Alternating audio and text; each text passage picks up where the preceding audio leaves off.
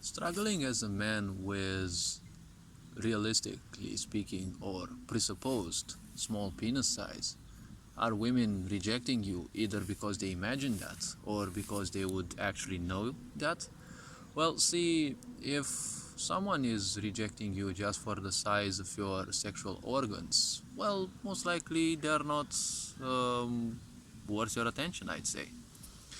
See, sexuality is something that this sick society is kind of promoting a lot because, well, it's one of the basic instincts, and taking that into account, it's easy for ignorant people to fall into that vibration.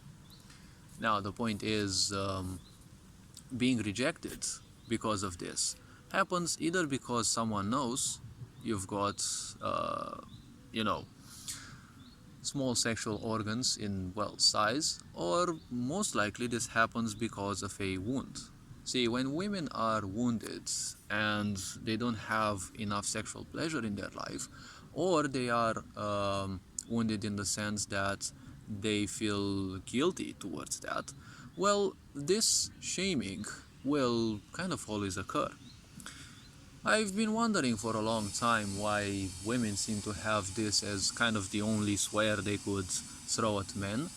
And, well, I was wondering whether they are mononeuronal, right? Because it's like they all sing the same when it comes to this one single swear. But it's funny when they actually expect you to get pissed. See, knowing that I'd have or I don't have a small PP or a big PP, see, that is only a small part of someone, right? The sexual organs someone has, those are just a minute part of their physicality. The physicality, again, is the furthermost part of one's being, right? They are not the physical body, they are not even the mind. They are just making use of that physical body, and whether that man has a small PP or not, well, that's not something that most women would know. If they are wounded women, they would simply avoid men because, well, they most likely are shallow, right? Wounded people usually tend to be shallow if they embrace their pains, and at the same time, well, they might feel guilty about, sexual pleasures or simply experiencing sexuality. Well, most likely because of ancestral karma, right? Their own karma from previous lives, especially if you live in Christianity, where apparently everything that you do is not good enough, right? This seems to be stemming from a highly narcissistic perspective in which someone is perfection, aka God, and everything else is useless, right? Because God is the only thing that is perfect in the narcissistic mind.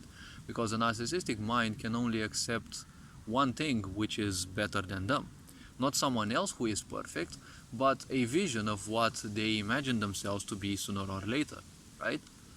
And since narcissistic people tend to feel like gods on this planet, it's obvious that a so-called deity would be like a mirror of them, right? When it comes to all sorts of wounds, being called that you have a small PP, be it because of peer pressure that they want the attention of others, they want to shame you in public or the such, well, even if that would be true, the point is, it's simply not worth, right? It's not worth wasting time with such people. It's not worth wasting time, and especially your energy, with toxic beings, right? If they can only focus on your sexual organs, well, the point is they're focusing on a minor part of who you entirely are. They most likely don't know anything else. Most likely they wouldn't even spend time trying to learn more about you, but they're simply pissed about that. Why would your problem be so? I mean, most genders, if they are highly proactive in sexuality, they are basically easy to please. If you think about males, it's not hard to stimulate a male, and when it comes to women, again, I would say it's much easier to stimulate women, given how many more times they have nervous extensions throughout their physical body, right? Science says they have around 2 to 3 times, women have 2 to 3 times more neural endings on their skin. That is why touch is very important to them, because their skin is much more sensitive. And it's said that they have almost 6 times more neural endings around their genital areas, right? And well, kind of um, their erogenic areas, let's say. So it stimulating a woman, besides penetration and the such, can be done in so many ways. Now, if a woman would be, feeling shamed that you've got a small pee-pee, well, wouldn't that be her problem though? Because ultimately she's not the only woman in the world, and such a woman most likely would just want some sex and that's it.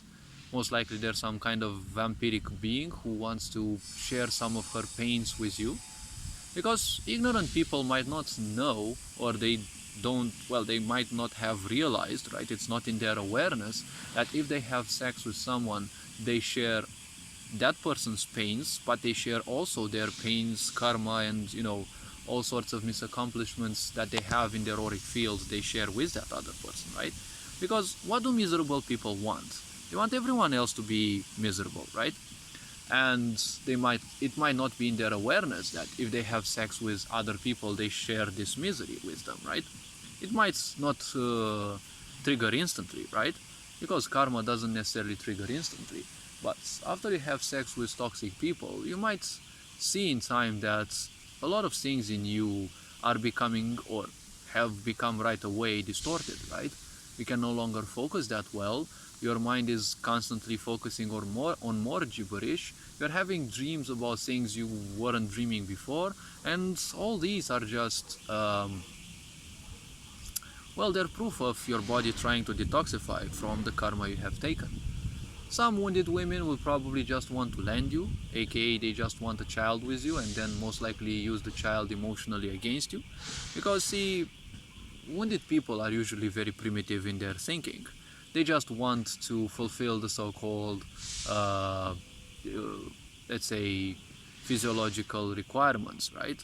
And the point is, usually any woman would want a child, right? It's in their awareness, it's in their consciousness. They want to have a child, and well, a pained woman will usually settle just to that. They don't care much about the men, because see, a woman usually, once she gives birth, the male counterpart, right, they're not gonna be as important anymore, because well, they have to focus their attention on the child.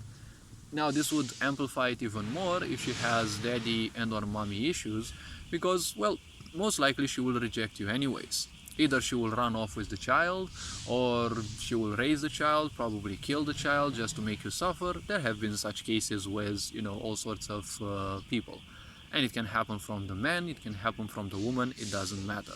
But if someone only would take into account just for a small part of you, be it that they don't like the color of your eyes, or they don't like your height, or this is either a bitch shield, right? They simply don't feel like dating you, or they're shy about telling you some greater truth. They feel uncomfortable around you, whatever the case. The point is, usually it's their problem. Now it can also be your problem, but in most cases, if it is about ignorant people, it's almost always their problem, right? You might be higher vibrational, and you're not interested in their activities, so they will not feel too well around you because you're not suffering alongside them, right? But they might still linger around you because your more balanced aura makes them feel well. But again, making someone toxic feel well, just because you're calmer, this brings about the fact that they can actually become calmer just like you, most likely because you don't give in to the clutter of the mind as much as them, right? Miserable people are only miserable because they just use their mind to create more misery. Someone who's very calm doesn't make much use of their mind, not because they wouldn't be capable, but the mind only needs to be used for intellectual, necessities only, right? The mind is just an engine for creation, so using the mind for, like, specifically only for your work or for solution findings, that would be the most optimal. Obviously, since we are raised in a society of ignorance, we get a lot of ideas, opinions, and the such, and it's kind of hard to, not take those into account. And when you do, you just do it in a neutral way. You don't, oh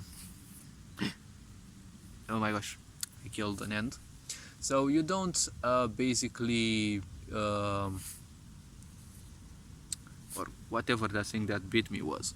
So the point is, you don't take your thoughts and react emotionally to them and cause psychological and emotional harm towards you, or mental harm, because you would how to call it you would instantly create attachment towards those.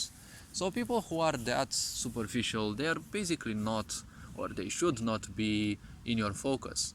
If it is a karmic attraction, well, that's gonna be harder for you to deal with, and well, usually the less awareness one has, karmic attractions are harder to resist. Again, karma exists not as a punishment, it's just a reminder of things that one has to balance in themselves, and well, there will always be the people you will be attracted to. Again, this is not a punishment. This is just because, well, throughout your parents' previous lives and even their current lives, and as well as your lives, the previous ones and this one, there was a lot of karma, obviously, of pulling yourself down, self-sabotage, wasting time, pleasing toxic people and the such. Those things you will take in your future lives unless you simply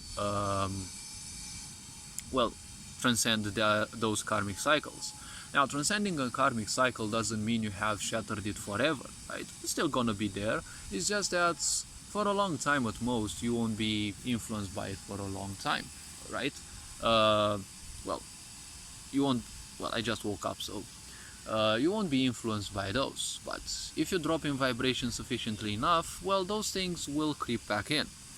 So the point is, transcending karma, if you don't learn how to purge through it, like entirely, although this is something completely different, well, that's a different thing, right?